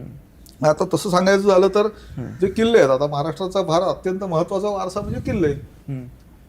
तर पन्हाळगड आहे, तर पन्हाळगड ही शिलाहारांची राजधानी होती आणि त्यांच्या ताम्रपटांमध्ये त्याचा उल्लेख येतो की अमुक अमुक शिलाहारांपैकी अमुक अमुक राजा हा पद्मनाल दुर्गे, म्हणजे पन्हाळगडावरून पद्मनाल दुर्गे सुखसंकथा विनोदेन राज्यम कुर्वाणा, तो तिथे शांतपणे त्याचं राज्य करत असताना मग त्यांनी हा दान दिलेलं आहे वगैरे असा उल्लेख सापडतो. त्यामुळे हे सगळे किल्ले जुने आहेत. आता तुम्ही जर पाहिलं तर शिवनेरी किल्ला आहे, शिवनेरीवर लेण्या आहेत, किल्ल्यामध्ये आतमध्ये वर लेण्या आहेत. त्याच्यानंतर जसा पन्हाळगड मी म्हटलं तसं खेळणा, खेळण्याचा उल्लेख हा आपल्याला शिलाहारांच्या ताम्रपटांमध्ये सापडतो. असे अनेक किल्ले आहेत की ज्यांची निर्मिती सुद्धा मुळात त्या काळात झालेली आहे असं आपल्याला दिसून येतं. प्रत्येक राजवंशाचं काही ना काहीतरी योगदान हे महाराष्ट्राच्या इतिहासात राहिलेलं आहे, त्यात काही शंकाच नाही. सर, आपण भरपूर गप्पा मारल्या, प्राचीन महाराष्ट्राबद्दल बोललो. या सगळ्याला तुम्ही बोरीमध्ये, आपण त्याला भंडारकर इंडियन रिसर्च इन्स्टिट्यूटमध्ये पण आहात. या सगळ्याचा आता एक विद्यार्थी आहे, खूप इंटरेस्टेड आहे हिस्ट्रीमध्ये किंवा त्याला मॅन्युस्क्रिप्ट आवडतात, ज्याला पांडुलिपी आपण म्हणतो, हे सगळं त्याला शिकायचंय, जाणून घ्यायचंय, तर त्यांनी काय करावं? आज परिस्थिती खूपच चांगली आहे. म्हणजे याच्याबद्दल निराशा कुठल्याही प्रकारे व्यक्त करावी असं काहीही नाही. किंबहुना असं आहे की एकेकाळी ज्या गोष्टी माणसाला पुण्यात आल्याशिवाय, मुंबईत आल्याशिवाय किंवा दिल्लीला गेल्याशिवाय शक्यच नव्हतं, दिसणं सुद्धा शक्य नव्हतं, त्या गोष्टी त्याला आता घरी बसून सुद्धा दिसू शकतात ऍक्च्युअली. अशी खरं म्हणजे परिस्थिती आहे. म्हणजे अनेक विषयांचे चांगल्या प्रकारचे ऑनलाईन कोर्सेस सुद्धा उपलब्ध आहेत, चांगल्या प्रकारचे डिप्लोमा उपलब्ध आहेत जे ऑनलाईन आहेत, किंवा एक्सटर्नल शिकण्याची सोय ही आहे. मग त्याची संपर्क सत्र वेगवेगळ्या विद्यापीठांची असतात, जसं टिळक महाराष्ट्र विद्यापीठाचं असतं उदाहरणार्थ. किंवा इंटरनेटवर अनेक प्रकारची पुस्तकं उपलब्ध आहेत. म्हणजे आज तुम्ही विचाराल तर शिलालेखांच्या आणि ताम्रपटांच्याच भाषेत आपण बोलूयात सध्या, किंवा त्याच्याबद्दलच बोलूयात. एपिग्राफिया इंडिका हे एक अत्यंत महत्त्वाचं प्रकाशन आर्किओलॉजिकल सर्व्हेचं आहे, की ज्याच्यामध्ये शिलालेख आणि ताम्रपट हे प्रकाशित केले जातात. तर त्याचे सर्व खंड हे इंटरनेटवर मोफत उपलब्ध आहेत. तुम्ही वाचाल तितकं थोडं आहे, अशी खरं म्हणजे परिस्थिती आहे. किंवा समजा कोणाला मराठीत हवं आहे, मराठी विश्वकोश हा संपूर्णपणे ऑनलाईन उपलब्ध आहे. त्याची प्रत्येक वेळेला त्याच्यात होणारी सुधारणा सुद्धा त्याच्यात ऑनलाईन उपलब्ध आहे. म्हणजे आता त्याच्याशिवाय म्हणजे विकिपीडिया हा तर आहेच मोठा, पण विकिपीडियामध्ये समजा आपल्याला खात्री नाही की बुवा हे नक्की बरोबर आहे की नाही, पण मराठी विश्वकोशाच्या बाबतीत तसं बाळगायचं काही कारण नाही. ते अगदी ऑथेंटिकेटेड, व्यवस्थित तपासून सगळं नीट करून प्रकाशित केलेला तो मजकूर असतो. तो 100% ऑथेंटिकेटेड मजकूर आहे. तो ऑनलाईन उपलब्ध आहे. विश्वकोशाचं ॲप उपलब्ध आहे. अशा प्रकारची खूप साधनं ही आता उपलब्ध आहेत. त्यामुळे अभ्यास आपण करू तितका थोडा आहे, असं खरं म्हणजे परिस्थिती आहे. त्याच्याशिवाय मग आता म्हणजे अजून भविष्य काळात काय काय होणार आहे, तर अनेक डिजिटल लायब्ररीज तर आहेतच आहेत, त्यात काही प्रश्न नाही आहे.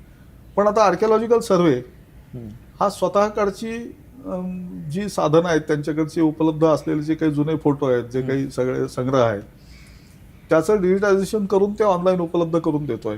किंवा भारत सरकार हे आता तो जे नवीन ज्ञान भारतम नावाचं जे मिशन स्थापन झालेलं आहे, त्या ज्ञान भारतम मिशनच्या अंतर्गत त्यानं उद्दिष्टच असं आहे की देशातली 1 कोटी हस्तलिखितं ही डिजिटाईज करायची आणि ती लोकांना अशी मोफत उपलब्ध करून द्यायची. हे उद्दिष्टच आहे.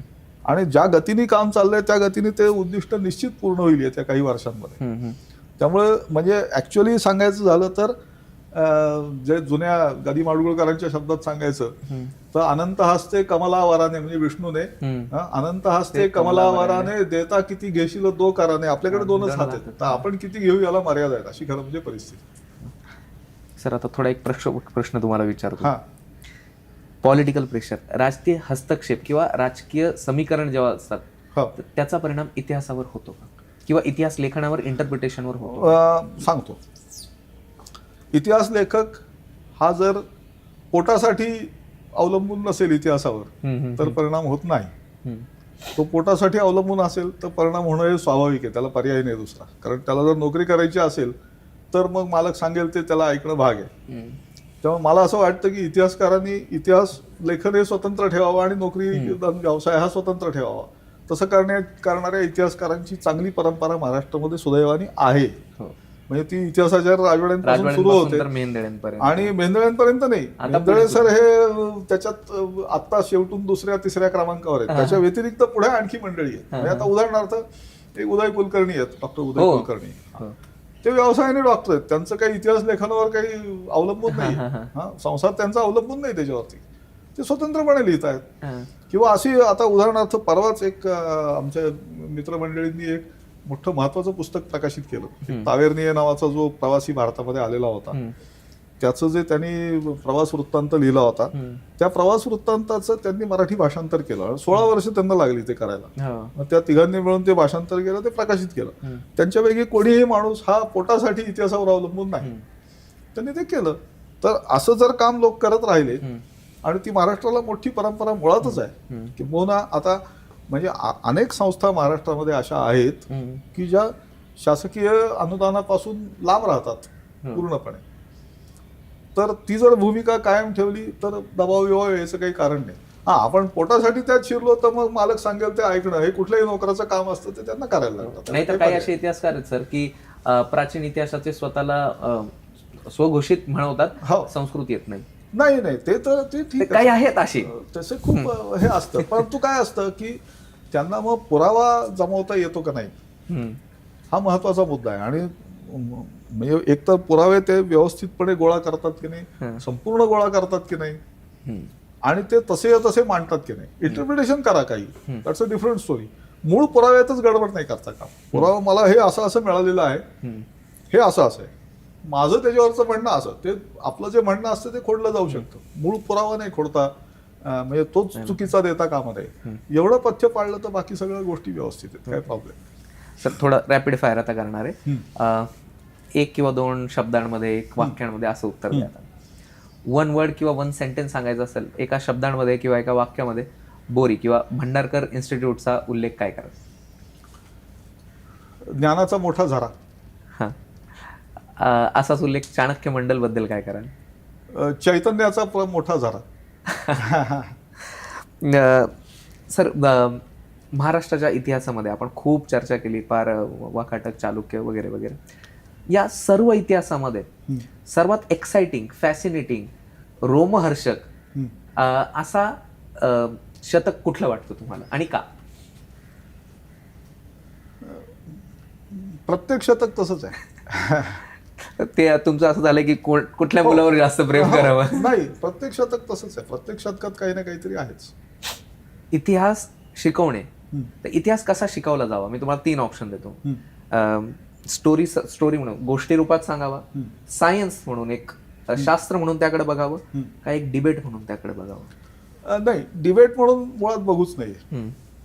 म्हणजे दोन काय, परत तेच पुराव्यातच डिस्टॉर्शन कोणी केलं, पुराव्यातच डिस्टॉर्शन केलं तरच डिबेटचा प्रसंग येतो, नाहीतर डिबेटचा प्रसंग सहसा येत नाही.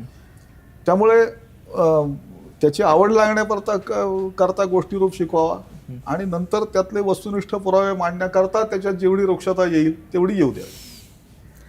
तुम्ही आर्किओलॉजिस्टही आहात, तर तुम्हाला जर विचारलं की ऑन फील्ड आर्किओलॉजी का लॅबमध्ये बसून मॅन्युस्क्रिप्टचा अभ्यास किंवा पांडुलिपीचा अभ्यास, काय चूज करा? सध्या दुसरं. फार आनंद वाटलाय सर. तुम्हाला या येणाऱ्या पिढी करून एक वाक्य असं बोललं जातं की each generation has to write its own history. या वाक्याबद्दल काय वाटतं आणि आजच्या पिढीकडून त्या वाक्याने तुमच्या काय अपेक्षा आहे? ऍक्च्युली असं आहे की खूप मोठ्या प्रमाणात साधनं इतिहासाची, म्हणजे कागदपत्र, लेख, ताम्रपट, पुरातत्वातल्या वस्तू सुद्धा या आपल्याला उपलब्ध झालेल्या आहेत आणि अजून सुद्धा होत आहेत, भावी काळातही होतील. त्या लोकांसमोर मांडणं, त्याचं वर्णन करणं, म्हणजे एक प्रकारे ज्याला साधन ग्रंथ म्हणतात, ते साधन ग्रंथ जास्तीत जास्त निर्माण होणं हे अत्यंत आवश्यक आहे. यासाठी आपण चाणक्यमध्ये फाउंडेशन कोर्स, त्यावरती तुम्ही सत्र देखील घेतात सर. तर अनेक विद्यार्थ्यांशी तुमचा त्या रूपाने संपर्क येतो, किंवा TMV मध्ये असेल, संस्कृतचे विद्यार्थी असतील आणि चाणक्य मंडलचे फाउंडेशनचे विद्यार्थी असतील. या विद्यार्थ्यांकडे बोलताना, त्यांच्याशी इंटरॅक्ट करताना काय वाटतं, ही पिढी काय इतिहास कसा कोणाकडे आहे, म्हणजे योग्य खांद्यांवर आहे? नाही, मी पूर्णपणे आशावादी आहे. त्यांना भरपूर साधनं उपलब्ध आहेत आणि त्याचा करून घेणारी मंडळी अत्यंत उत्तम उपयोग करतात. पूर्णपणे आशावादी. इतिहास म्हणजे फक्त काही राजवंश, वंश असं नाही, तो एक खूप मोठा भाग आहे, एक कल्चर आहे, ट्रेडिशन आहे. तो आपल्या जाणीवेचा आणि आपल्या आयडेंटिटीचाच एक भाग आहे. तो टिकला पाहिजे, त्याचा अभ्यास केला पाहिजे. प्रश्नच नाही. हो. तर जाता जाता तुम्ही एक काय सल्ला द्याल येणाऱ्या पिढीला, आमच्या सर्व प्रेक्षकांना, आणि काय सांगाल? सल्ला तोच की वाचत राहा. जे आपल्याला दिसतंय ते जसं दिसतंय तसं स्वीकारा, ते तसं मांडा, आणि त्यातलं जे चांगलं आहे ते पुढे चालवा. जे आपल्याला दिसेल की नाही, हे तितकं काही चांगलं नाही, ते सोडून द्या, पण इतिहास म्हणून लक्षात ठेवा. उत्कट भव्यतेची घ्यावे मिळमिळीता अवघे टाकून द्यावे. छान सर. 2-3 रिकमेंडेशन्स पाहिजे ना तुमच्याकडून. मला प्राचीन महाराष्ट्राचा इतिहास अभ्यासायचा आहे, कुठलं पुस्तक आणि सुरुवात करू? आत्ता सध्या त्याला एकच एक कुठलं पुस्तक असं मी नाही सांगू शकणार, परंतु गोडी लागण्यासाठी वेगवेगळ्या राजवंशांचे इतिहास हे लोकांनी लिहिलेले आहेत, ते आपण जरूर वाचू शकता. आणि त्याचबरोबर त्यांची जी इतिहासाची साधनं आहेत, आता उदाहरणार्थ वाकाटकांचे ताम्रपट हे स्वतंत्रपणे वावी मिराशींनी प्रकाशित केले, शिलाहारांचे केलेत, किंवा राष्ट्रकूटांच्या संदर्भात कोणी काम करत असेल वगैरे, तर मूळ साधनं जास्तीत जास्त वाचा. त्याच्यातून उलगडणारा इतिहास हा खरा इतिहास असं म्हणायला. वाचन आपल्या sir reading is next to billing असं आम्ही चाणक्य मंडलमध्ये ग्रंथोपजीविका शिकवतो. पण सर जर काही मूवीज डॉक्युमेंटरीज अशा बघायच्या असतील तर which is your favourite movie documentary जी तुम्ही सजेस्ट कराल? असं काय आठवतंय प्राचीन काळाच्या संदर्भात? कुठल्याही संदर्भात ऐतिहासिक असं तुम्हाला वाटतं की उत्कृष्ट सांगतो. काम केलं? त्याला वेगवेगळ्या गोष्टी सांगायला लागतात. हो सांगा प्लीज. म्हणजे आता उदाहरणार्थ मटेरियल कल्चर, हां. म्हणजे त्यावेळी काय काय वस्तू लोक वापरत होते, काय काय करत होते, असं जर समजावून घ्यायचं असेल फक्त, तर भारत एक खोज हे अत्यंत उत्तम त्यांनी त्या दृष्टीने केलेली होती. हो, श्याम बेनेगल. येस. म्हणजे त्यातले दाखवलेले वेश वगैरे ते सगळं अत्यंत उत्कृष्ट होतं. त्याचं टायटल ट्रॅक पण खूप सुंदर आहे. पण त्यातला जो दृष्टिकोन आहे तो आपल्याला पटायला पाहिजे असं काही नाही. दृष्टिकोनासाठी आपण काही वेगळ्या गोष्टी करू. पण मला असं वाटतं की त्या मानाने प्राचीन इतिहासावर फारसे चांगले चित्रपट किंवा मालिका ह्या आपल्याकडे आलेले नाहीत. दक्षिण भारतामध्ये मात्र काही राजांवर तसे चित्रपट आलेले आहेत, पण मी ते पाहिलेले नाही, त्यामुळे त्याचं रेकमेंड नाही करणार. मग आता उदाहरणार्थ पुलकेशी आहे, दुसरा पुलकेशी, मगाशी ज्याच्याबद्दल आपण बोललो होतो, त्याच्याबद्दल किमान 2 चित्रपट कन्नडमध्ये आलेले आहेत. पण तसा महाराष्ट्रातल्या एखाद्या महत्वाच्या राजावर सिनेमा आलाय असं मला तरी अजून माहित नाही, त्यामुळे मी आता त्याच्याबद्दल नाही सांगणार. म्हणजे स्पेसिस जर आपण यावरती लगेच काही लोकांना कदाचित इन्स्पिरेशन मिळाली तर त्यांनी जरूर करावं, आणि करण्यासारखं खूप काम आहे, त्यात काही शंकाच नाही. ठीक आहे सर, थँक्यू. तुम्ही खरंच खूप वेळ दिला आणि खूप चांगलं सत्र झालं, मजा आली. आणि हीच मजा आपल्याला पुढे पास ऑन करायची आहे. सर्वांना सर्व काळ सर्वदा सर्व शुभेच्छा म्हणून आणि थांबूयात सर. धन्यवाद. धन्यवाद.